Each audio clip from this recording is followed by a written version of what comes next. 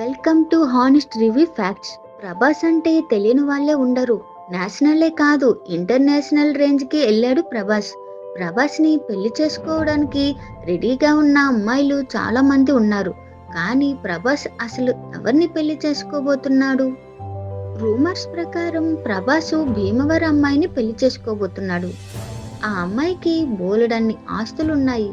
కట్నం కింద 500 కోట్ల ల్యాండ్ కూడా ఇస్తున్నారని టాక్. ఆ అమ్మాయి పేరు వచ్చేసరికి దీపిక. ఇది ఎంతవరకు నిజమో తెలీదు. ప్రభాస్ అమ్మగారిని అడిగితే ప్రభాస్ ఏ అమ్మాయిని చేసుకుంటాడో తెలీదు, కానీ పెళ్లి మాత్రం పక్కా చేసుకుంటాడని అన్నారు.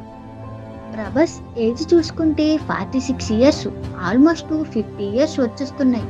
మరి ప్రభాస్ పెళ్లి చేసుకుంటాడా, లేదా సల్మాన్ ఖాన్ లాగా బ్యాచులర్ లాగానే ఉండిపోతాడా? మరి మీరేమనుకుంటున్నారు? కామెంట్స్లో చెప్పండి. కొన్ని ఇయర్స్గా వస్తున్న రూమర్ ప్రభాస్ అండ్ అనుష్క. ఈ రూమర్ ఎంతవరకు నిజమో ఇప్పుడు చెప్తాను. ఒక ఇంటర్వ్యూలో ప్రభాస్ని అనుష్క గురించి అడిగితే ప్రభాస్ వీఆర్ జస్ట్ ఫ్రెండ్స్ అని చెప్పాడు.